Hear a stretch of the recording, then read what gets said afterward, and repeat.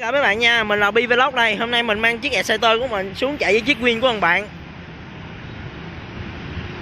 Chắc là nó cũng sắp xuống rồi đó. Mình nghĩ là như vậy. Đây là cảnh thành phố mới nè các bạn ơi. Giờ là 5 giờ chiều rồi. 5 giờ chiều là anh em tụi mình ra đây test xe nè. Chiếc X của mình. Thằng bạn mình đâu ta? À rồi, chiếc Win màu vàng á. Chắc là chiếc Win màu vàng, ok, chắc nó luôn rồi. Rồi nó. Ôi, chỗ này nè, chỗ này nè. Đồ Win của con nào đây? Bữa nay đem Win xuống đuổi mày nè mày. À rồi. Win của bạn Dương hả? Vô phỏng vấn chút xíu đây. Đồ nẹt dữ ta. Rồi bạn chống tới đứng lên cho mình review chiếc xe bạn chút xíu ha. Ok. Rồi bạn xuống bạn nói xe bạn Win ok, mình biết rồi. Tao tìm 100-1.000 chiếc mới được một chiếc này đó. Xe bạn này ô đô nhiêu rồi ta? Dương qua mở xe cho mình coi review chiếc xe chút xíu ơi Dương. 3026 cây các bạn nha. Ok. Xe bạn như đời 2016 hả? 2017 hả bạn? Hình như lúc lấy là nhiêu nha? 46350. Đây là Trần Dung chủ xe nha. Xe bạn cho test mắt biết lần nào chưa vậy? Mình chạy bình thường thôi. Xe là tao kiếm là phải gì? Vậy là chạy học sinh đúng không? Xe chạy học sinh hả? Hôm nay được thằng này nó dụ dỗ xuống đây hả? Nó đang ngủ nhà nó ngồi xuống á. Vậy là nó dụ xuống đây là để lấy Win bạn test với Ed mình hả? Chắc vậy quá. Rồi ok. Tao kiếm xuống đuôi mày rồi. Vậy rồi vậy thôi, nếu như Ed mình thắng á, thì thằng này là phải chung nồi lẩu cho mình. Rồi cái điều đó hiển nhiên rồi. Còn nếu như Win mà thua là thằng này phải chung lại cho mình. Bạn lúc nào cũng được ăn nha. Đúng rồi mình đã ok. Bạn Dương này rất đẹp trai nha. Mà chưa có bồ luôn nha. Rồi ok, bây giờ mình chuyển nha.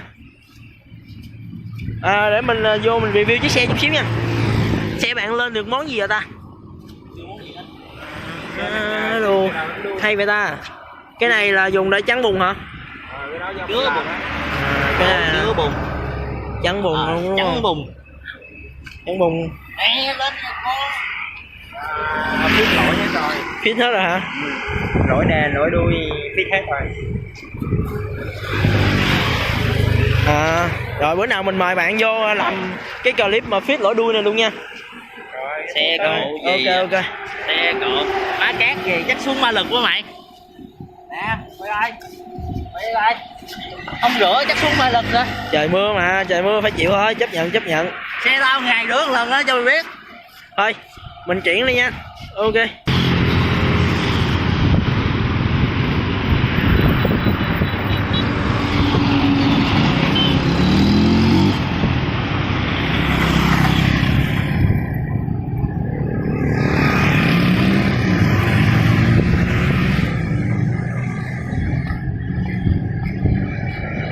các bạn đợi xem Ed hay là Win sẽ ăn. Xe mình zin đàng hoàng nha các bạn, mới mua. Còn Ed nó làm gì thì mình không biết.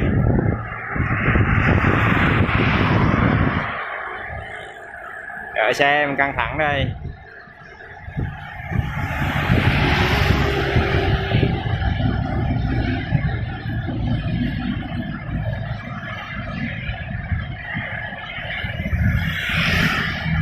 Clip này chỉ có tính chất mang tính giải trí thôi nha các bạn.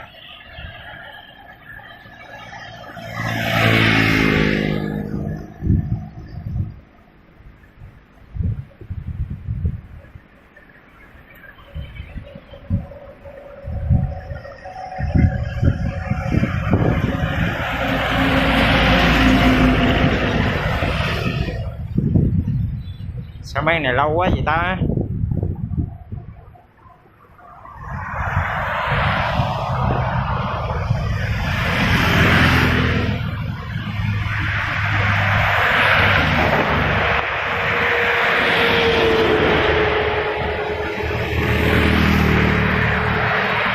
Đó, mình thấy sơ sơ rồi đó.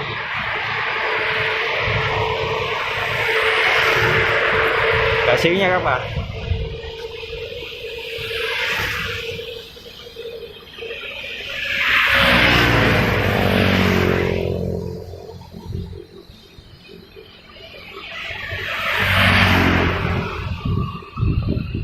Tới rồi các bạn ơi, sắp tới rồi.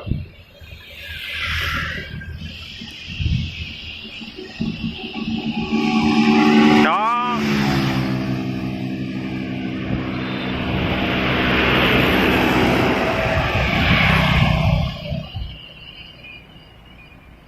Rồi, tụi nó chỉ test tới đây thôi là tụi nó sẽ quay lại.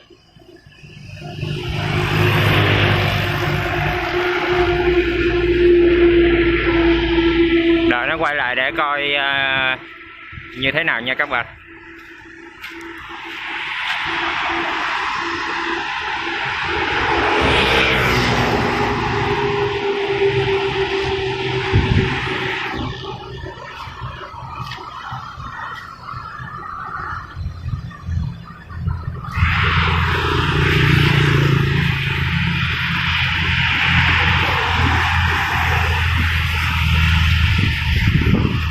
Sao rồi thanh niên?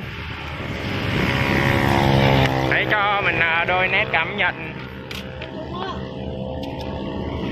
Nói chung là vô tôi chạy thôi. Cũng biết lần máy sao rồi á. Ủa bạn sao bạn chạy xong rồi bạn không mặc quần luôn vậy? Cũng biết lần máy sao rồi á. Tại két bóng rồi nha. Chạy hết số luôn đúng không? Hết ra số rồi.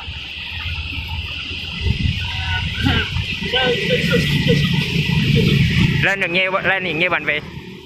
Gì? Lên được nhiêu? 130. 130 hả? Con ẹt này.